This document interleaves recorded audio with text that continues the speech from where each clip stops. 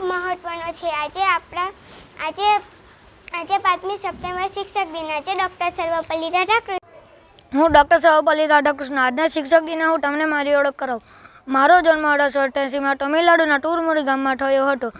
મારા પિતા ગામના જાણકાર પંડિત હતા. મેં સાયકોલોજીનો અભ્યાસ કર્યો. હું જવાહરલાલની વિનંતી પર રાજકારણમાં જોડાયો અને ભારતના બીજા રાષ્ટ્રપતિ તરીકે સેવા આપી.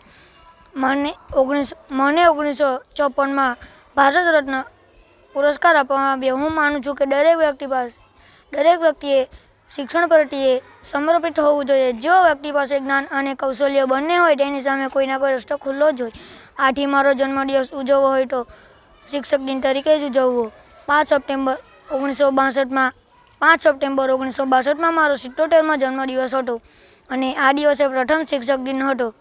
ત્યારથી દર વર્ષ 5 સપ્ટેમ્બર શિક્ષક દિન તરીકે ઉજવવામાં આવે છે. મને ગર્વ છે, હું શિક્ષક છું.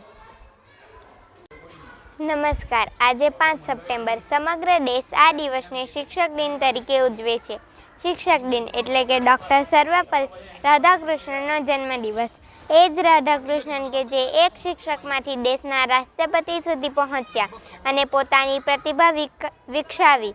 ચાણક્યે કહ્યું છે કે शिक्षक कभी साधारण नहीं होता, प्रलय और निर्माण उसकी गोद में पलते हैं.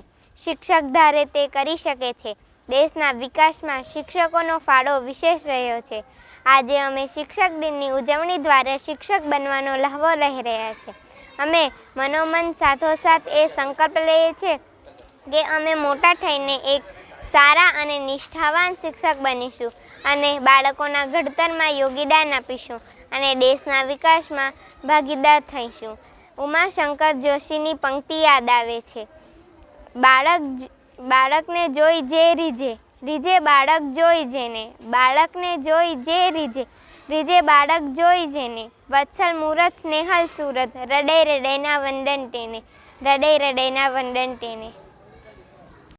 ડૉક્ટર સર્વપલ્લી રાધાકૃષ્ણન એક તેજસ્વી વિદ્યાર્થી હતો. જેમ કે તેમના સમગ્ર શિક્ષક જીવન દરમિયાન શિષ્યવૃત્તિ આપવામાં આવતી હતી.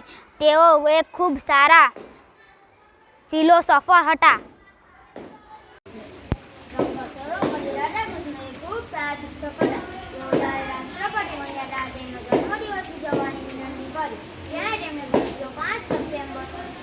શિક્ષક દિન તરીકે ઉજવવામાં આવે તો મને ગર્વ થશે.